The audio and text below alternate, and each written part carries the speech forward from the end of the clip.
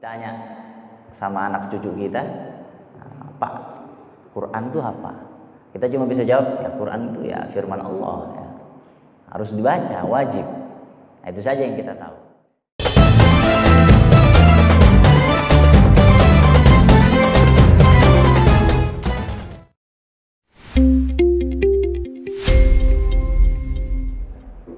Bismillahirrahmanirrahim.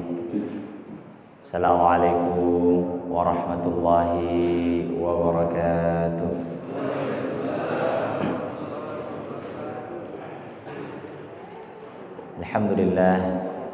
Alhamdulillahilladzi jama'ana lihadza wa ma kunna linajtami'a laula an jama'ana Allah. Allahumma shalli wa sallim ala sayyidina Muhammadin wa ala alihi wa ashabihi ajma'in. Wa ba'd. Jamaah salat subuh Masjid Al-Ittihad yang dimuliakan Allah Subhanahu wa taala, alhamdulillah pada kesempatan pagi hari ini Allah masih terus memberikan limpahan karunia dan nikmatnya untuk kita semua. Wabil khusus nikmatul iman, nikmatul Islam, nikmatul sihah, nikmatul faragh.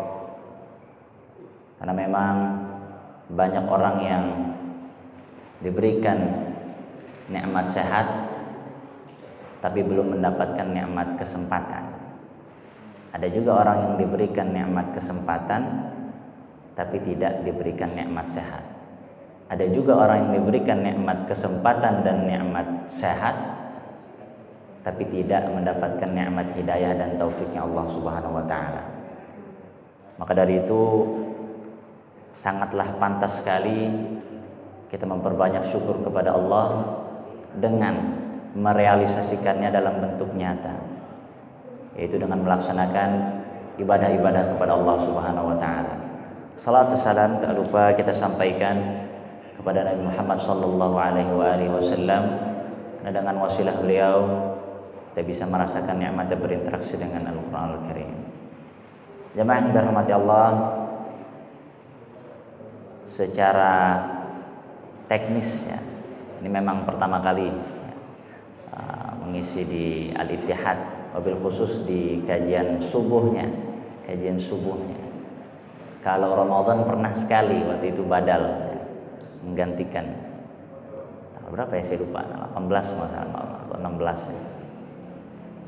Mudah-mudahan silaturahimnya akan terus berlanjut dan banyak memberikan manfaat khususnya bagi saya pribadi dan jamaah sekalian. Baik. Jamaah dirahmati Allah, kita sudah masuk di bulan Syawal dan tentunya satu bulan kemarin, bulan Ramadan, kita banyak dan terus meningkatkan interaksi kita dengan Allah Subhanahu wa taala dengan meningkatkan kualitas dan kuantitas ibadah kita dari segala jenis bentuk ibadah, mau itu salat, mau itu tilawatul Quran, ya, mau itu tadabbur Al-Quran, ya, sedekah, ya, dan semacamnya. Tentunya kita ingin ibadah-ibadah tersebut tidaklah berhenti ketika masuk di bulan Syawal, melainkan kita terus berusaha untuk meningkatkan kualitas dan kuantitas ibadah tersebut. Karena di antara tanda kesuksesan seseorang dalam melaksanakan ibadah di bulan Ramadan adalah melanjutkan ibadah-ibadah yang telah ia laksanakan di bulan Ramadan ke bulan-bulan yang selanjutnya. Inilah yang dinamakan sebagai orang-orang yang Rabbani, generasi Rabbaniyin, ya, bukan generasi Ramadhaniyin. Ya. Generasi Rabbani, mereka beribadah kepada Allah, orientasinya adalah Allah, ya. Beribadah orientasinya adalah Allah. Jadi saya beribadah, saya berpuasa, saya sholat berdasarkan imanan wahtisaban, atas dasar keimanan, keyakinan yang maksimal. Wahtisaban, mengharapkan pahala dari Allah Subhanahu wa taala. Nah, itulah dasar atau niat yang harus kita pegang dalam beribadah, mau itu bentuknya apapun. Jadi bukan hanya sekedar ikut-ikutan atau ikutan tren, ya, masjid lagi rame bulan Ramadan kemarin ikut sholat, ya kan? Pertengahan Ramadan sampai akhir udah mulai sepi, udahlah nggak usah sholat lah, udah sepi masjidnya. Nah, jadi harus diubah ya, base-nya, niatnya. Ketika kita melaksanakan sebuah amalan ibadah, maka harus dengan keimanan yang maksimal. Nah, keimanan ini bukan hanya sekedar kita yakin. Tentunya kita semua yakin bahwasanya Allah Subhanahu wa taala memerintahkan kita untuk melaksanakan salat 5 waktu, untuk membaca Al-Qur'an. Kita yakin, tapi keyakinan ini harus juga didasari dengan pemahaman yang maksimal. Sehingga apa? Sehingga keyakinan yang maksimal dan pemahaman yang purna yang akan mendorong kita untuk terus melaksanakan ibadah tersebut. Wabil khusus di bulan Ramadan kemarin seringkali disebut sebagai syahrul Quran, ya, bulannya Al-Quranul Karim, karena memang di dalamnya Allah menurunkan Al-Quranul Karim. Ya. Tempo hari sedikit saya singgung ya, terkait dengan masalah nuzulul Quran, turunnya Al-Quran, yang mana Allah sampaikan dalam Al-Quran surat Al-Baqarah ayat 185, syahr Ramadan alladzi unzila fihi al-Quran hudan linnas wa bayyinatin minal huda wal furqan. Bulan Ramadan, bulan yang diturunkan di dalamnya Al-Quranul Karim. Sehingga bulan Ramadan ini disebutkan sebagai syahrul Quran, bulan turunnya Al-Quran. Di dalam ayat yang lain Allah juga sampaikan inna anzalnahu fi lailatul qadar. Sungguhnya kami menurunkan Al-Quran pada malam Lailatul Qadar. Di dalam surat Ad-Dukhan disampaikan inna anzalnahu fi lailatin mubarakah. Sungguhnya kami menurunkan Al-Quran pada malam yang diberkahi. Dan masih banyak lagi ayat-ayat yang menjelaskan tentang turunnya Al-Quran Al-Karim. Baik, jamaah yang dirahmati Allah, di sini saya ingin sedikit berdiskusi ya, terkait dengan ada satu materi atau satu ilmu dalam syariat Islam ini, atau bil khusus dalam Quran, yaitu adalah ulumul Quran. Ya, secara bahasa memang ulumul Quran ini maknanya adalah ilmu-ilmu yang ada di dalam Al-Quran. Termasuk nanti di dalamnya ada ilmu qiraat, cara baca Al-Quran, tajwid, tahsin. Ada juga ilmu tafsir Al-Quran, ya, pembahasan tentang ta'wil Al-Quran. Itu masuk sebenarnya dalam ulumul Quran, ilmu-ilmu ada dalam Al-Quran. Dan bahasan yang paling utama atau yang paling pertama dalam ilmu ini adalah kita harus mengenal dulu ya apa itu Al-Quranul Karim, apa itu Kitabullah yang setiap hari kita baca. Jangan sampai kita udah hidup sekian tahun begitu ya, namun ternyata kita belum tahu Quran itu apa. Kalau ditanya sama anak cucu kita, Pak, Quran itu apa? Kita cuma bisa jawab, ya Quran itu ya firman Allah ya. Harus dibaca, wajib. Nah, itu saja yang kita tahu. Padahal pada hakikatnya definisinya sangat kompleks ya, dan sangat detail. Para ulama di dalam memaknai Al-Quran, yang pertama, secara bahasa Al-Quran ini maknanya bisa jadi dia mustaq atau jamid, bisa jadi dia punya dasar kata ataupun dia memang namanya itu Quran. Jadi ada dua jenis bentuk secara bahasa. Yang pertama, Quran ini memang namanya Quran, nggak ada dasar katanya, atau jamid kalau dalam bahasa Arab. Sebagaimana nama kitab Injil dan Taurat. Nah, itu kitab yang memang dia jamid, tidak punya asal kata. Taurat dan Injil. Sebagian ulama mengatakan bahwa Quran ya Quran. Allah menurunkan Quran dengan namanya ya Al-Quran. Nah, tidak ada base katanya apa. Sebagaimana misalnya saya kalimat menulis asal katanya dari tulis. Nah, atau misalnya apa lagi? Nah, melompat ya. Maka asal katanya dari lompat dan seterusnya. Nah, Quran ya Quran, tidak punya dasar kata. Itu yang pertama. Kemudian yang kedua adalah dia memiliki dasar kata, yaitu dari yang pertama Quran bima'na corona. Quran bima'na corona, tapi bukan corona virus ya. Tapi corona, qafra'na, ya. Qafra dan nun, ya. Corona. Nah, corona maknanya adalah jama'ah atau dhamma. Jadi artinya mengumpulkan, ya, menyatukan, ya, atau bersebelahan. Nah, berdekatan, itu korona. Makanya korin itu artinya teman dekat, ya. Artinya dekat dengan kita, gitu. Itu Quran bermakna korona, artinya dekat atau berkumpul, gitu. Nyampur. Itu yang pertama. Tapi para ulama lebih dekat, ya, atau lebih sepakat dengan makna Quran yang kedua, yaitu bermakna qara'a atau membaca.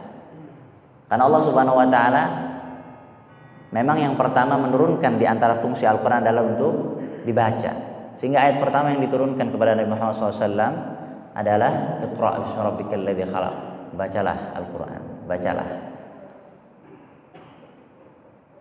Jadi para ulama dalam masalah ini lebih setuju untuk mengambil pendapat bahwa Al-Qur'an bermakna qara'a. Meskipun kalaupun kita katakan maknanya korona juga nggak ada masalah, karena memang Quran ini dikumpulkan menjadi satu mushaf.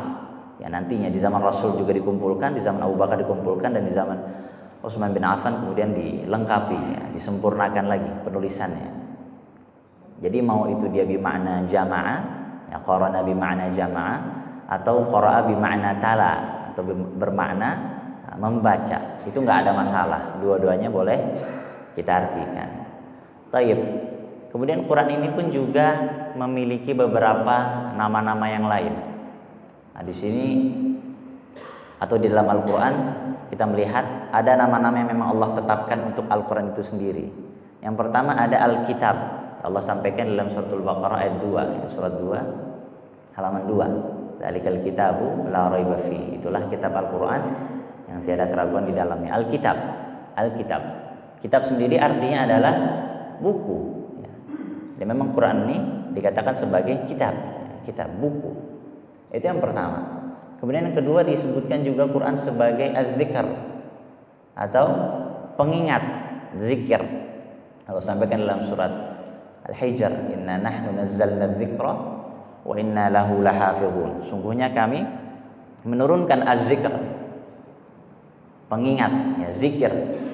Dan sungguhnya kami yang akan menjaga Al-Quran itu tersebut. Ini ayat ini adalah ayat penjamin, ya, bagi Al-Quran, ya, keasliannya sampai hari kiamat. Nah, ini ayatnya. Inna nahnu nazzalna dzikra wa inna lahu lahafizun. Bahwasanya Allah Subhanahu wa taala yang akan menjaga keaslian Al-Quran, ya, sampai hari kiamat. Nanti akan kita bahas sedikit. Kemudian nama yang lainnya adalah Al-Furqan. Al-Furqan atau maknanya pembeda, ya, maknanya pembeda. Bisa dimaknai dengan dua, ya. Satu artinya pembeda, annahu yufarriqu bainal haqqi wal batil, karena Al-Quran ini membedakan antara yang hak dan yang batil. Ya, jadi dengan membaca Al-Quran, ya, kita akan mengetahui, ya, apa yang hak dan apa yang batil. Kemudian yang kedua adalah Al-Furqan bimakna diturunkan secara perlahan, ya, diturunkan secara terpisah-pisah. Dikatanya dari farraqa, ya, wa Qur'anan farraqnahu litaqra'ahu 'alan nasi 'ala mukfin wa nazzalnahu tanzila. Surat Al-Isra 15. Jadi maknanya adalah diturunkan secara terpisah-pisah. Nah, karena memang ketika diturunkan kepada Nabi Muhammad SAW, itu diturunkan secara tadarruj atau perlahan. Jadi makna Al-Quran ini atau Al-Furqan, dalam Al-Furqan bisa artinya pembeda antara hak dan yang batil, ataupun maknanya diturunkan secara perlahan. Nah, kemudian nama lain dari Al-Quran yaitu Asy-Syifa atau obat.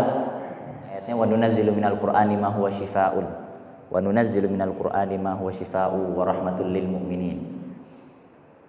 Dan kami turunkan Al-Quran sebagai syifa, ya, obat, atau juga bisa kita sebut sebagai asy-syifa, ya, Al-Quran sebagai obat.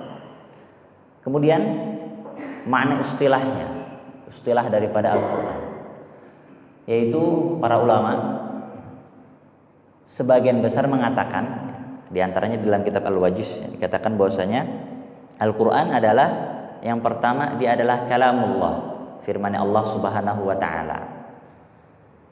Bukan firmannya malaikat, bukan sabdanya Rasul, begitu, atau omongannya orangnya atau omongannya binatang, tumbuhan dan makhluk-makhluk lainnya. Jadi Al-Quran adalah firman Allah. Yang pertama, kalamullah. Jadi bukan kalam siapapun selain daripada Allah Subhanahu wa taala.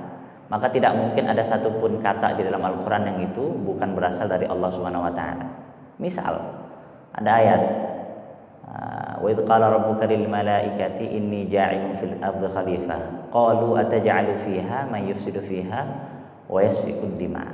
Para malaikat mengatakan ataj'alu fiha, apakah engkau akan menjadikan di dalam bumi ini orang yang akan menumpahkan darah.